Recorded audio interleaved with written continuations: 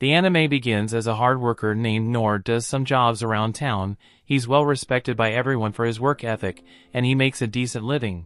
One day, when being paid, Noor hears a girl calling for help, and he rushes into a cave to find that she's being attacked by a ferocious beast. A look back to 15 years ago shows a young Noor making some medicine for his sick mother.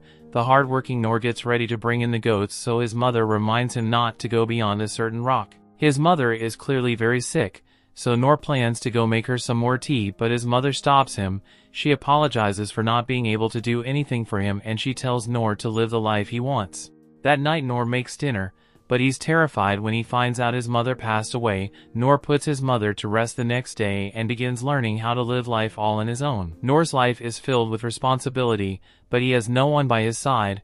One night Noor finds a book, and it triggers a memory from when his father used to read to him. This story in particular is about an adventurer that slayed a dragon with his friends. He learned magic spells from a sorcerer and broke a curse that was cast upon a forest. The adventurers' group was highly respected, as they always raised their swords and struck down evil for the sake of their friends. Noor is still in awe of this adventurer, and he remembers how his mother told him to live the life he wanted to live. One day Noor decides to leave town for the first time ever, and he declares that he will become an adventurer. Noor says goodbye to his deceased parents and exits the barrier protecting his home. After days of traveling, Noor is amazed by the sight of the gigantic royal capital. He enters it for the first time ever and marvels at all the people there. He is especially amazed by one guy that looks like an adventurer, and he eventually arrives at his destination. It's the Adventurers Guild at the guards at the front gate told him about, but the clerk tells him to leave. It's just not a place for kids. He tells Noor to go back to his parents, but Noor reveals that they both passed away. The clerk warms up to him a bit and explains that those wanting to register at the Royal Capital's Adventurers Guild must first take lessons at the Royal Training Schools. He suggests that if Noor really wants to become an adventurer, then he must acquire some skills first. Noor hears that this means stuff like magic and the art of the sword, so he gets excited to go to the schools. Heroes in storybooks are strong enough to defeat dragons as big as mountains with just one strike, so Noor is eager to learn how to become a hero. Noor attends the School of Heroes, but he can only watch as his classmates begin unlocking their magical powers.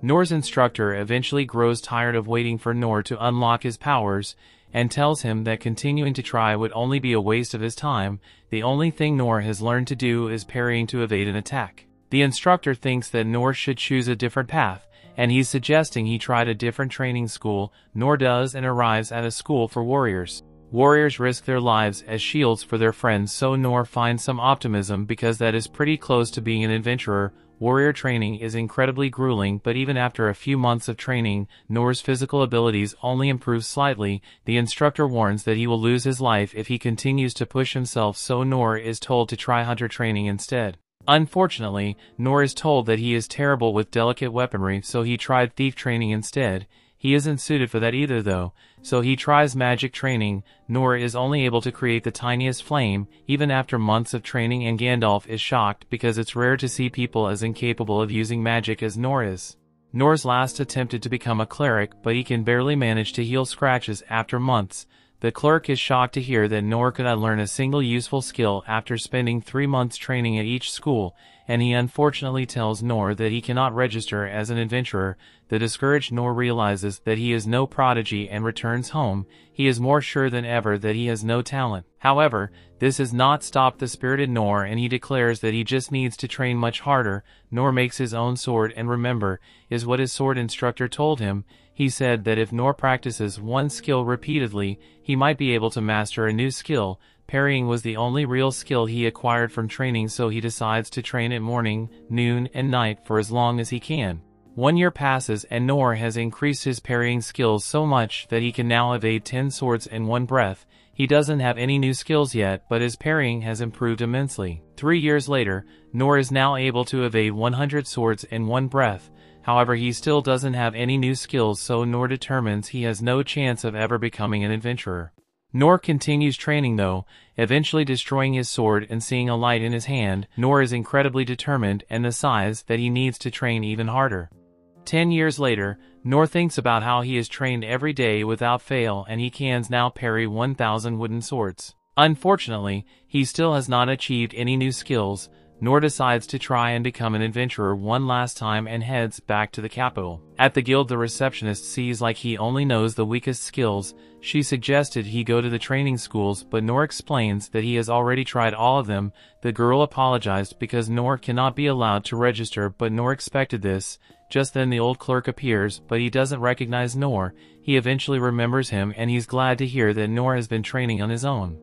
Noor explains it hasn't gone well at all though, because he only managed to improve his parrying skill a little. The old guy explains that adventurers are ranked from E to S rank. In order to be recognized as an E rank, a person must have more than one useful skill. Noor's said list of skills doesn't show anything useful, so Noor's dreams are crushed again.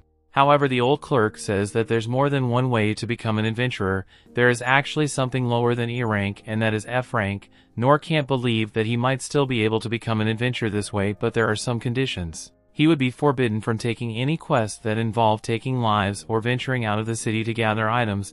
This means that he will only be able to accept tasks around the city. No one bothers becoming an adventurer this way, but the clerk is shocked. Noor eagerly wants to do it. Noor registers, so the clerk gives him his F-rank adventurer license. The clerk doesn't think it's a big deal, but this is life-changing for Noor, so he thanks him. Noor enhances his strength bit and gets right to work doing tasks around the town. He also increases his speed to catch a cat and uses his heel to fix some scratches he got from the cat. Noor uses his tiny flame to make dinner, and the rock trick to entertain some kids. Noor has finally achieved his dream of becoming an adventurer that helps people, and he fears they asking for anything more it would be too much. We then return to the present, where Noor runs into the cave and finds people being attacked by a monster. Noor has only seen monsters in books, and he's shocked to see how big it is. Some guards tried to protect the girl, and the captain gets attacked. Noor goes to check on him, but finds that the captain is already gone. The monster ferociously attacks the other guards, and Noor can tell that they won't survive. Seconds later, Noor's fear proves to be correct. As the monster eradicates all the guards, the beast turns its attention to the girl, but Noor uses a stone throw attack to get its attention. Noor knows what he has to do, so he runs to get some space, and he realizes how fast the beast is. Noor then turns to it and uses parry, which sends the monster flying. The beast attacks him, so Noor uses his parrying skill, but he knows that he will lose his life if he gets hit by an attack. Noor's plan is to wait for an opening so he can counterattack, but he remembers that that won't work because he doesn't have any attack skills. Noor sees that the girl still hasn't run away, and the monster seems to be attracted to her ring. The monster goes to attack her, but Noor uses his feather step ability to speed up, and he parries his attack. His sword shatters, but Noor declares that even if he can't become an adventurer hero, he wants to at least be able to protect this girl. Noor remembers how his father said that adventurers raise their swords to strike down evil for the weak, and he prepares himself for the monster's attack. Noor then uses parry with perfect timing to stop the beast attack, and Noor's parry slices the monster's head right off. Noor realizes that he would have been a goner if the monster was any bigger, and he now knows how unrealistic it would be for him to travel the world and go on adventures at his current level. The girl thanks Noor for saving her life, and she would like to know his name. Noor simply says that he's no one important and leaves. That night, Noor thinks about how one monster who wasn't even a demon was such a problem for him. He shakes uncontrollably and once again determines that he must continue to train harder. The story continues. We see in the cave shows the aftermath of Noor's battle against the beast. A knight apologizes for not being there to protect the girl named Lynn, but Lynn says it's okay because there's no point in having an escort for the trials for the right to the throne. It was Lynn's decision in the first place, and she apologizes to the knight named Ines for making her worry.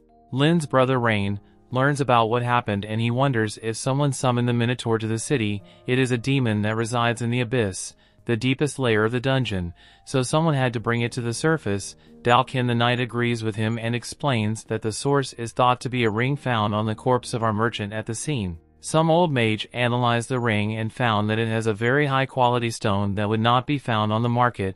The crest left on the stone indicates that the ring originates from the magic empire of Deridas.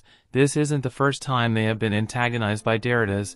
This time a monster was summoned and Princess Lynn was bound by a barrier, so they realized that they must be careful. Deridas not only wanted to eliminate Lynn, he is also after the kingdom's most valuable resource, the relics of the Dungeon of the Lost. Rain decides to change topics to the mysterious man that saved Lynn. Report says that the guy used a single broadsword and he defeated the Minotaur in just a matter of seconds. The knights followed him after, but the report says that he disappeared before their guys like an illusion. It all sounds pretty unbelievable, so Rain wonders just who this guy is. Back at the guild, old clerk is shocked to see the Noor is still alive because he heard that a demon appeared near the entrance of the dungeon. It was a demon like they have never seen before, and they couldn't find Noor afterwards. Noor thinks about how he was busy getting away from a strange group of people following him, but he just tells the clerk that he was tired and went home. The clerk explains that Noor is really lucky that he didn't bump into the demon. The clerk used to be an A rank, but even he would have lost his life if he encountered the beast. Noor assumes that the clerk is talking about a different monster than the one he fought because his was actually just a big cow monster, not a demon. The clerk also explains that a mysterious man defeated the demon with one blow, and the clueless Noor amazed that there are outstanding people like that out in the world. The clerk pays Noor for his work, but wonders why he's more interested in taking a proper job. Noor has no clue what he's talking about, so the clerk once again has to explain to him that there's a way Noor can earn 30% more without the clerk taking a cut. Just then they're interrupted as Lynn appears, and the clerk is shocked to see her. Lynn is glad to have found Noor, using her long-distance detection skill, and she apologizes for doing so, but explains that she just had to meet him. Noor assumes that she has thief skills, but she explains that her focus is magic and she also has knowledge of all 6 skill systems. Everyone is staring at them, so she would like to speak outside. The clerk is uneasy though, and wonders what kind of trouble Noor got himself into. Lynn explains that talking outside would be better because there are less people there, and no one will be able to eavesdrop on them when she uses her soundproofing and concealment spell. Noor wonders if it's a good idea to go with her, but the clerk tells him that he must. Outside, Noor overhears that everyone is searching for the mystery man, but they begin to wonder if he even really exists.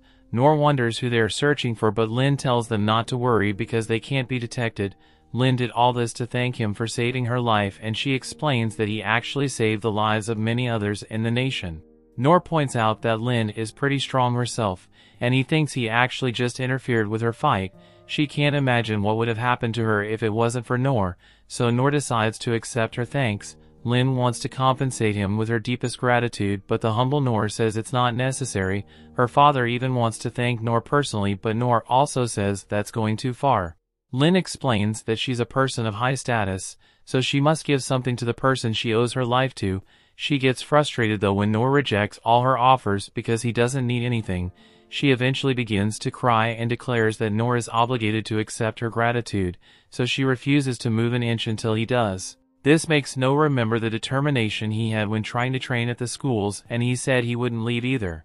Noor agrees to her demands because simply meeting her father doesn't seem like much of a hassle. Noor is surprised when she gets really cautious about it, and she explains that she doesn't want people to spot them. To keep that from happening, she uses concealment, detection, occlusion, and multiple other skills to hide them. Noor is shocked to see how huge her house is, but she says it's pretty common for her kind of family. Noor finally gives her his name and then realizes that she hasn't formally introduced herself yet.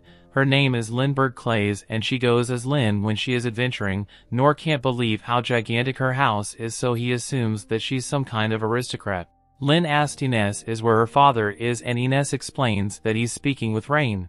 Lynn explains that Noor is her special guest, and he is the one that risked his life to save hers. Ines is shocked to hear this and decides to take them to Lynn's father. Noor is completely lost at this point as he assumes that Ines is the family maid, although he thinks it would be strange since she would have a tough time cleaning and doing laundry in her outfit. Ines is very serious, and Noor can tell that she seems suspicious of him.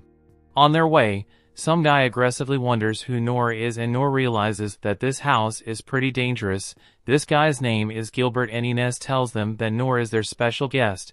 Gilbert realizes that this is the guy everyone is looking for, but he doesn't think that Noor looks very special. Ines tells Gilbert to accompany them and secretly reveals that she is skeptical of Noor, so the more escorts they have the better. Gilbert becomes very serious and agrees to go with them.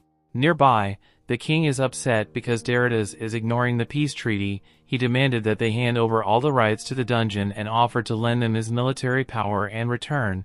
The king knew that it was a scummy deal that would ruin his nation, so he refused, but Deridas has told him that he would regret his words. Rain explains that Deridas is not the only threat they are facing, and the king realizes that it's finally time for something. Just then Lynn arrives with everyone. Noor doesn't notice everyone else bowing down and he just walks right up to Lynn's father's. Rain sees that Lynn's wearing the hermit's cloak and he is furious because it means that she went outside. Lynn explains that she had to find the person that saved her life and she introduces Noor to her father. Lynn's father is glad that he came and Noor explains that he isn't an aristocrat, so he doesn't know proper etiquette in these situations. Lynn's father actually prefers it this way because it makes him easier to talk to and he formally thanks Noor for saving his daughter. Noor accepts his words, as that's all the gratitude he needs and he is relieved that it's finally all over with, so he can head straight home now. Lynn's father wants to reward him properly though, and offers to give him money and land. He wants to know what Noor desires, but Noor just says that he doesn't want anything like that. Lynn's father then offers treasures from the dungeon. Their country possesses the world's oldest dungeon and its treasures are incredibly rare. All the items found in the dungeon are stored in the treasure hall and he offers to let Noor take half of the items stored away in there. Rain is shocked as he points out that his father is being way too generous, but Noor once again declines. He doesn't need anything fancy and their kind words are thank you enough for him. Lynn's father doesn't know what to give a man that doesn't want money, land, or treasure, but Noor just wants to get out of there. Lynn's father resorts to his most extreme offer and shows Noor the sword he keeps behind his throne. Rain wonders what his father is thinking, but the king explains that it's okay because the sword has become nothing more than a mere decoration at this point. Giving it to Noor will be way better than just letting it sit unused and no one will notice if he replaces it with the replica anyway. No one can believe that the king is giving Noor this sword and Noor is shocked by how heavy it is. Noor can tell that the sword is priceless, so he declares that he can't accept such a gift. Lynn's father explains that it's just something he picked up and he only used it because he liked it. It's really not that big of a deal, so Noor decides to accept it. Lynn's father tells him to try it out, so Noor enhances his strength and the powerful swing he takes shocks everyone. Lynn's father's impressed by how he was able to swing it one-handed and he asks Noor if you can help toughen up his daughter. Things are getting pretty dangerous, so he's worried about her, but Noor doesn't think there's anything he can teach her. On top of that, Noor thinks that parents shouldn't interfere too much with their children and Lynn should decide that for herself. Lynn's father completely agrees with him and Noor thinks about how this guy likes to laugh a lot. Noor decides that it's time for him to go, so Lynn's father thanks him once again. As he leaves, Noor can't help but think that he was given something very valuable. Just then he realizes that this sword is the same width as a drain he's always cleaning for some old lady, and he wonders if he would make his job easier. Out of nowhere Ines appears to speak with Noor. Noor wonders if he's in trouble, but he is shocked when Ines takes a knee. She apologizes for treating him poorly, especially since he saved Lynn's life. Noor accepts her apology, so she explains that it's her job to protect the Clay family and that takes priority over everything. Noor realizes that she isn't a maid at all, so she explains that she's actually known as the Divine Shield and she serves as vice captain of the Clay family warrior corps. At a very young age she was appointed as shield for Lynn. It's her job to protect Lynn even if it cost her own life. Noor saved Lynn, so Ines declares that it's the same as him saving her life. Noor doesn't think it's that big of a deal, but Ines vows to help him however she can from now on. Noor thinks about how everyone there is pretty excessive, but decides to just accept her sentiment. Ines then gets very serious and points out that while Lynn may have allowed it, Noor's speech and casual behavior towards the king was unacceptable. She cannot allow it anymore and she demands that he refrain from doing so ever again. Noor apologizes and he formally introduces himself. For some reason, she is shocked to hear that his name is Noor, but she says it's nothing. Just then Gilbert stops Noor from going home and demands that he show him what he can do in battle. That brings the episode to an end. Thanks for watching. Want next part? Subscribe the channel and turn on notification bell.